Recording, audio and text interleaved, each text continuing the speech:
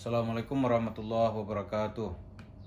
Para pemirsa, dalam membahas persoalan Mansur ini banyak orang-orang yang belum berada pada mainstream yang sama gitu.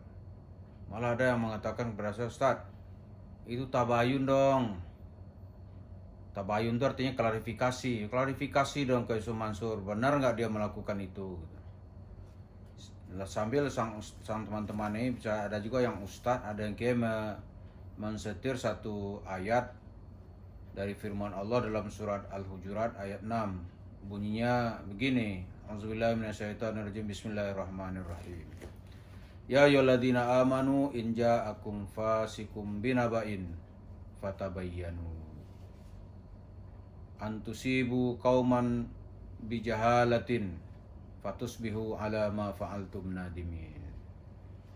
Ya, wahai orang-orang yang beriman, kalau datang kepadamu orang fasik membawa berita, selidikilah atau klarifikasilah terlebih dahulu, supaya nanti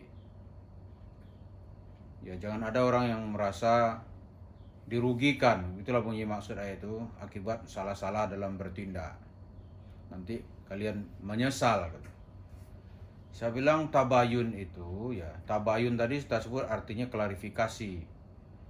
Tapi ada yang lebih kuat dari tabayun itu yang disebut dengan bayan. Bayan itu fakta. Ya kalau faktanya sudah kuat, ya tidak perlu tabayun.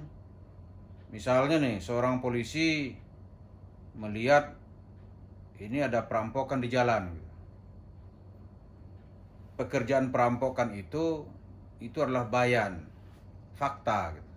Polisi nggak perlu tanya lagi, oh kamu merampok ya? Ya mana ada perampok mau ngaku, tangkap gitu.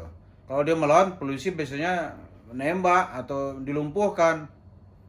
Jadi kita duduk, kalau masalah biar orang kira-kira tabayun dong. Kalau orang sudah jelas melakukan itu, kalau ditanya dia nggak akan ngaku. Mana ada orang mau ngaku? Oh ya, kamu nipu ya? Nggak ada saya nipu.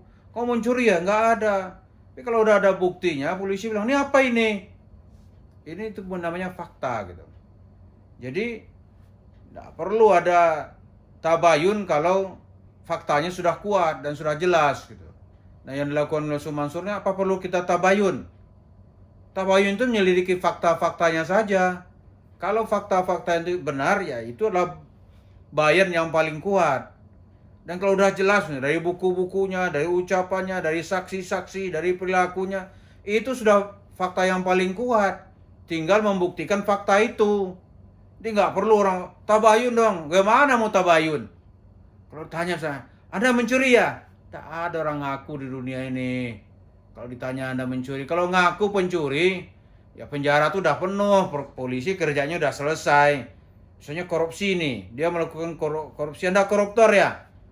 Nggak ada yang ngaku, bahkan udah tertangkap tangan pun dia masih bisa ngeles. Enggak Pak, saya nggak ada makan duit, demi Allah, demi Rasulullah, saya nggak makan duit. Kuda lumping suruh makan duit juga nggak mau. Ya, suruh kuda lumping makan duit nggak mau dia. Jadi kita harus dudukkan masa-masa ini korupsi koruptor yang banyak mengisi penjara baik di Sukamiskin. Mungkin ada yang dibuang ke Nusa Kambangan atau penjara-penjara di luar kota. Tanya nggak ada yang ngaku. Pelaku teroris misalnya nih, kamu teroris ya? Mana ada yang ngaku? Nggak, bayarnya nggak begitu. Begitu ada tanda-tanda, ada indikasi, ada fakta. Sudah, dia sudah cukup syarat pertama bahwa dia adalah seorang teroris. Dia nggak perlu tabayun gitu. Apa mau ditabayunin? Kalau udah jelas orang nggak mungkin itu mengaku gitu. Begitu nampak di depan mahkamah, di depan hakim, di persidangan, fakta-faktanya hanya untuk menguatkan bahwa dia memang melakukan itu. Nah, dalam kasus Mansur juga begitu. Dia melakukan apa yang disebut penipuan berdalih sedekah. Dia melakukan pembohongan, dia melakukan kebohongan.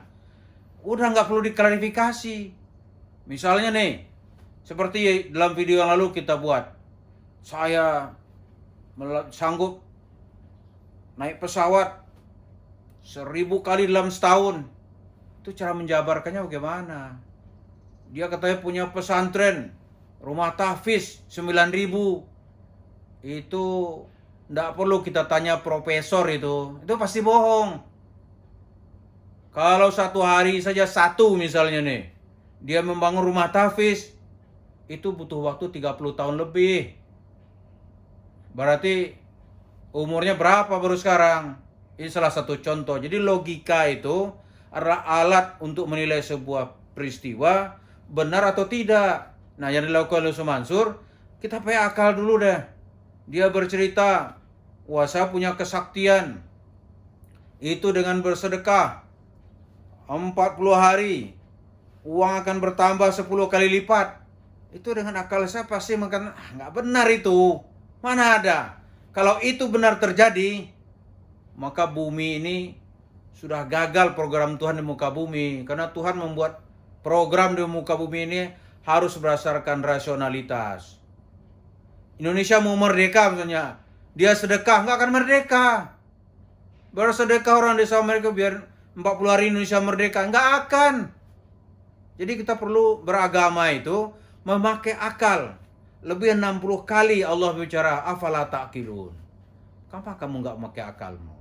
Afala tatadabbarun. Kamu nggak teliti apa? Afala tatadakkarun. Banyak ayat-ayat yang sejenis ini gitu. Jadi kita ini harus dudukkan permasalahan. Kalau udah terbukti itu nggak perlu tabayun dulu. Nggak ada lah. Karena kejadian yang luar biasa ini diturunkan Tuhan hanya sekali-sekali. Tidak setiap orang gitu. Misalnya dia bersedekah. Karena dia ada terdesak, ya Tuhan kasih balasan ini, balasannya. Tapi nggak pakai matematis begitu. Kalau matematis, nggak ada gunanya ilmu dikasih Tuhan memahami agama. Anda doa aja, sedekah aja gitu. Jadi apa yang dilakukan oleh Yusuf Mansur ini sudah bisa akal kita mengatakan ini sebuah penyelewengan. Nggak perlu tabayun-tabayun lagi. Udah jelas kok. Buku-bukunya banyak. Baca aja bukunya itu. Udah jelas. Salut ketika diperiksa di Polda dulu menjelaskan itu. Nggak perlu saya bilang. Ini nggak perlu profesor. Anak kecil juga tahu 2 tambah 2 itu 4. 2 kali 2 itu 4. Itu nggak perlu pakai kalkulator. Kalkulator itu perlu nanti kalau ada yang penjelasan sudah desimal, yang kecil-kecil dan angkanya banyak, baru kita pakai kalkulator. Begitu juga dalam nilai Yusuf Mansur ini. Kalau hal-hal yang rumit dalam persoalan agama, kita baru pakai ulama hebat, kitab-kitab terkenal gitu. Kalau penyelewengan di kasat mata di depan kita gitu, nggak perlu. Jadi tabayun itu harus kita dudukkan. Tabayun itu klarifikasi kalau masalah itu belum jelas. Kalau udah jelas, tidak perlu klarifikasi. Fakta itu atau yang disebut dengan bayan itu aqwa minat tabayun. Jadi begitu Bapak. Yang ingin menjelaskan masalah bagaimana penyelewengan Yusuf Mansur ini, kita dudukkan dalam dudukan agama kita secara benar dan adil.